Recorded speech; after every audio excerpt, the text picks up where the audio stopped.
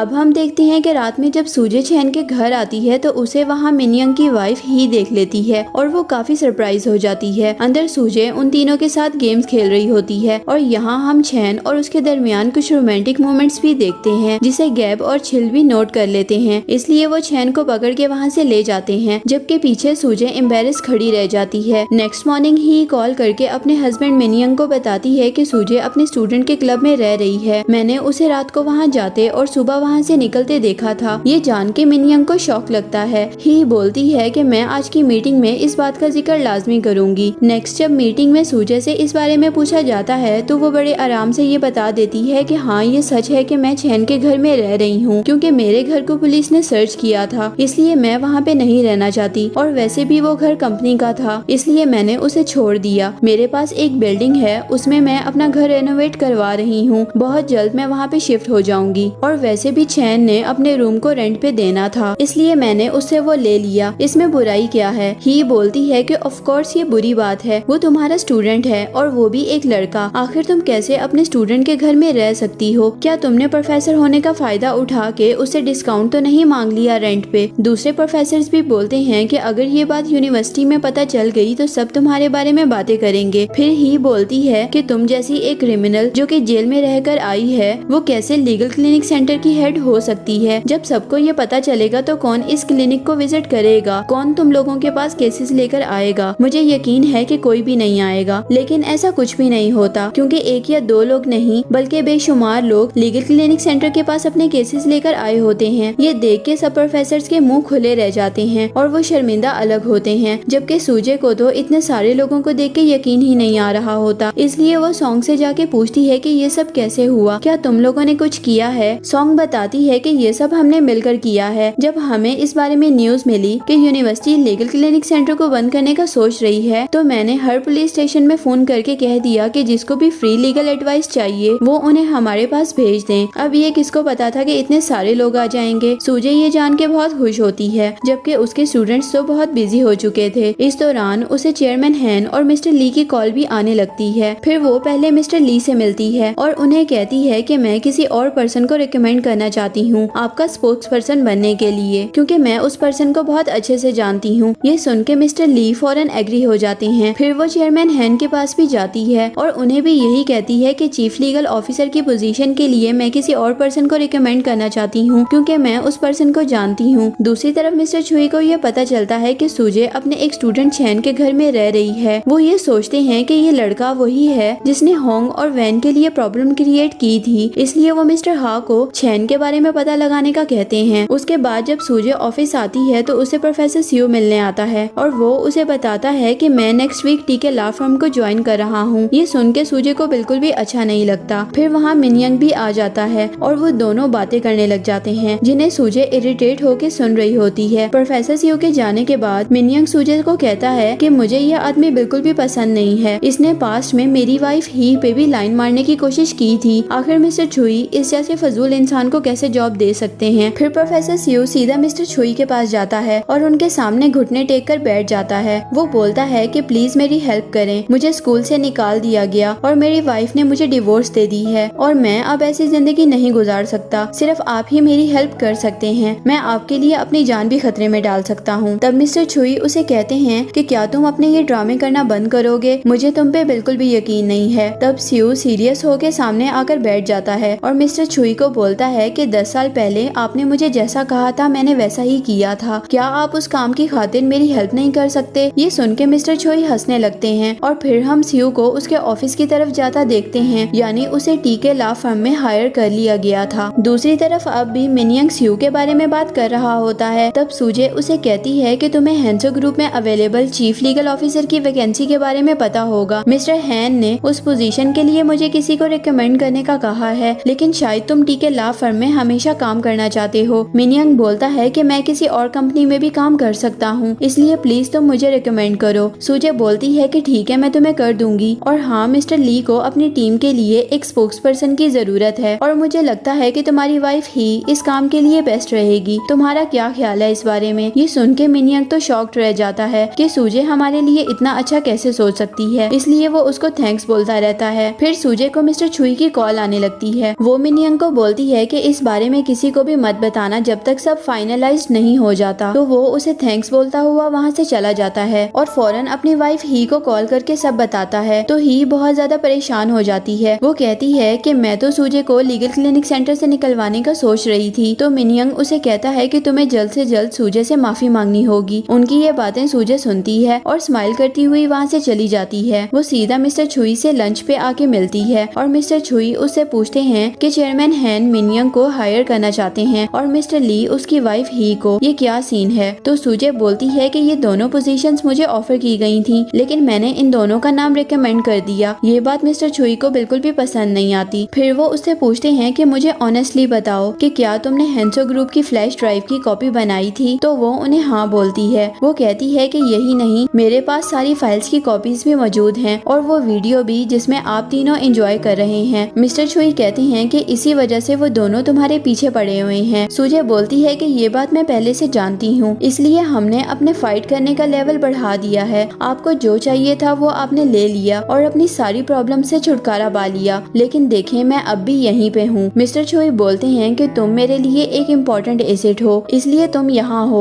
सूजे कहती है कि आप भी मेरे लिए इम्पोर्टेंट एसेट हैं, इसलिए तो मैं वापस आई हूँ। ये सुन के वो स्माइल करने लग जाते हैं। तभी वहाँ पे यून आ जाता है। मिस्टर छुई सूजे को कहते हैं कि यून एज अ इंटर्नी तुम्हारे अंडर काम करना चाहता है और ये नेक्स्ट वीक से ज्वाइन करेगा। सूजे को ये बात पसंद नहीं आती। फिर बाद में मिस्टर छुई अकेले बैठ के सोच रहे होते हैं कि सूजे तो मेरा सारा बना बनाया खेल बिगाड़ देगी। अब वो काफी परेशान लग रहे थे। दूसरी तरफ सूजे यून के साथ अपने ऑफिस आती है और वो उससे पूछती है कि आखिर तुम क्यों मेरी इंटर्नी बना चाहते हो। यून उल्टा उससे पूछता है कि आप आखिर चैन के घर में क्यों रह रही हैं? आप किसी होटल में भी तो रह सकती थी, वहाँ पे सारे मेल्स रहते हैं, क्या आपको अनकंफर्टेबल नहीं लगता? सूजे बोलती है कि मुझे वहाँ बहुत अच्छा लगता है, वहाँ की रूफटॉप और खाना सब कुछ बहुत अच्छा है, मुझे वहाँ इतनी अच्छी नींद आती है कि मैं 24 घंटे भी सो सकती हूँ। यून बोलता है कि यानी आपको वहाँ पे सच में बहुत अच्छा लग रहा होगा, लेकिन आपको जल्द वहाँ से चले जाना चाहिए क्योंकि चैन डैड की नजरों में आ चुका है। सूजे कहती है कि तुम्हारा परेशान होने का शुक्रिया। अब यहाँ यून को सूजे का थैंक्स बोलना पसंद नहीं आता। फिर वो वहाँ से चला जाता है। नेक्स्ट सीन में सॉन्ग जेल में सूजे की क्लासमेट जंग से मिलती है। वो जंग को बताती है कि मुझे सूजे ने आपके पास भेजा है। ये जान के जंग को यकीन नहीं आता कि सूजे जेल से जाने के बाद भी उसे नहीं भूली। बाद में सॉन्ग सूजे को बताती है कि जंग ने स्टोर से सिर्फ जूते चुराए थे, फिर उसे कैसे 2 साल की सजा सुना दी गई। सूजे उसे बोलती है कि उसके केस की पब्लिक डिफेंडर लॉयर को हटा दो और हमारा नाम लिख दो वहाँ पे। सॉन्ग कहती है कि मैं ऐसा ही करूंगी। मैंने जंग के बेटे से भी बात की है, वो एक कंस्ट्रक्शन वर्कर है। वो कह रहा था कि वो मेहनत करके हमारी फी को पे करेगा। तभी सूजे को मिस्टर फिल की कॉल आने लगती है। यूनिवर्सिटी में चैन और उसके फ्रेंड्स लीगल क्लिनिक के केसेस को हैंडल कर रहे होते हैं। उन्हें 2 हफ्तों में 100 से भी ऊपर केसेस रिसीव हुए थे और वो इन सब का क्रेडिट सूजे को दे रहे थे। तभी चैन को छिल की कॉल आती है और वो कहता है कि तुम जल्दी वापस आओ, एक आदमी सुपर एक्सपेंसिव कार में हमारे बार में आया है, वो भी सूजे से मिलने। सूजे यहाँ आ गई है, तुम भी जल्दी से आ जाओ। फिर गैब और छिल उनके सामने खाना बकायदा फेंक के वहाँ से चले जाते हैं। यानी उन दोनों को सूजे का इस आदमी से मिलना पसंद नहीं आया था। मिस्टर फिल को यहाँ का खाना बहुत पसंद आता है। फिर वो दोनों बातें करने लग जाते हैं। सूजे मिस्टर फिल से पूछती है कि आखिर आप मिस्टर हैन, मिस्टर ली और मिस्टर छुई को क्यों बर्बाद करना चाहते हैं। फिल बोलता है कि ये बताने का अभी सही टाइम नहीं है, बस मैं इतना बता सकता हूँ कि ये मिशन मैंने 10 साल पहले स्टार्ट किया था। मिस्टर की मेरे फादर इन लॉ बनते बनते रह गए थे। सूजे हैरान होकर पूछती है कि मुझे नहीं पता था कि मिस्टर की कोई बेटी भी है। फिल बोलता है कि हाँ बिल्कुल, उनकी एक बेटी है, वो भी बहुत खूबसूरत और वो बहुत अच्छी पेंटिंग करती है, उसका नाम इंसू है। तभी चैन वहाँ भागता हुआ पहुँच जाता है और वो सूजे को कहता है कि आपको ज्यादा ड्रिंक नहीं करनी चाहिए और फिर वो फिल को भी कह देता है कि सूजे को ज्यादा अल्कोहल ऑफर मत कीजिएगा। उसके बाद वो अंदर चला जाता है। सूजे फिल को बताती है कि ये इस बार का ऑनर है और लॉ यूनिवर्सिटी का स्टूडेंट भी। ये सुन के फिल बोलता है कि ये तो बहुत ही इंटरेस्टिंग ऑनर है। फिर वो चैन को देख के सोच में पड़ जाता है। अंदर आके भी चैन को सुकून नहीं आता और वो सूजे को छुप छुप के देख रहा होता है। इन शॉर्ट वो जेलिस हो रहा था और ये बात सूजे को भी समझ आ जाती है, इसलिए वो बाद में चैन को चेयरअप करने के लिए रूफटॉप पे जाती है, लेकिन चैन का तो मुंह बना रहता है। तभी सूजे को उसके मॉम की कॉल आती है जिसे वो कट कर देती है, जबकि चैन उसे इग्नोर करके नीचे जाने लगता है। तब सूजे को एक अननोन नंबर से कॉल आती है। जब वो कॉल पिक करती है तो वो किसी पुलिस स्टेशन से होती है। उसे बताया जाता है कि उसकी मॉम ड्रंक हालत में ड्राइव कर रही थी और उनसे एक छोटा सा एक्सीडेंट हो गया है, इसलिए उन्हें अरेस्ट किया किया गया है। उसकी ये बातें चैन भी सुन लेता है। फिर सूजे जल्दी से पुलिस स्टेशन जाने के लिए निकलने लगती है तो उसे याद आता है कि उसने भी ड्रिंक की हुई है और वो कार ड्राइव नहीं कर सकती। तभी गैब सूजे को आके बताता है कि चैन आपका बाहर गाड़ी में वेट कर रहा है। फिर वो पुलिस स्टेशन से अपनी मॉम को लेकर आती है और उन्हें वापस भेज देती है। अब सुबह के 6 बजने वाले थे, इसलिए चैन सूजे को लेके सी साइड आ जाता है सनराइज दिखाने के लिए, जहाँ सूजे को आगे बहुत अच्छा लगता है। इसलिए वो चैन को बोल देती है कि तुम बहुत ही फैसिनेटिंग और नाइस पर्सन हो। ये सुन के चैन उसे हैरानी से देखता है, इसलिए सूजे एम्बेरस भी हो जाती है। लेकिन चैन फौरन उसके पास आता है और उसे किस करता है। वो बोलता है कि आखिर कोई इतना एडोरेबल कैसे हो सकता है। ये कह के वो दोबारा उसे किस करता है। अब सूजे तो बहुत शाय हो जाती है, इसलिए चैन उसे हक कर लेता है। सनराइज होने के बाद वो चैन को बोलती है कि तुम्हें मेरे बारे में बहुत कुछ जानने की जरूरत है, वो बातें जो मैं किसी को भी नहीं बता सकती, लेकिन वो मैं तुम्हें बताना चाहती हूँ और किसी दिन मैं जरूर तुम्हें वो सब बातें बता दूंगी। वो बातें जान के शायद तुम अंडरस्टैंड ना कर सको या फिर वो तुम्हें बहुत ज्यादा बुरी लगे, लेकिन फिर भी मैं उम्मीद करती हूँ कि तुम उनकी वजह से अपनी फीलिंग्स मेरे लिए चेंज नहीं करोगे। चैन उसे कॉन्फिडेंस के साथ देखता है, जैसे उसे समझा रहा हो कि ऐसा बिल्कुल नहीं होगा। और फिर वो सूजे को कहता है कि मैं भी आपको बहुत कुछ बताना चाहता हूँ, लेकिन मुझे समझ नहीं आती कि मैं कैसे बताऊँ, इसलिए मैं भी बहुत जल्द आपको सब बता दूंगा, जिसे जान के शायद आप मुझसे नफरत करने लगे। आप मुझसे नफरत कर सकती हैं, लेकिन प्लीज मुझे छोड़ के मत जाना। सूजे बोलती है कि ये बात तुम्हें भी फॉलो करनी है कि तुम मुझे छोड़ के नहीं जाओगे। और फिर वो दोनों दोबारा किस करते हैं और यहीं इस एपिसोड की एक्सप्लेनेशन खत्म हो जाती है। मिलते हैं नेक्स्ट वीडियो में, अपना ख्याल रखिएगा।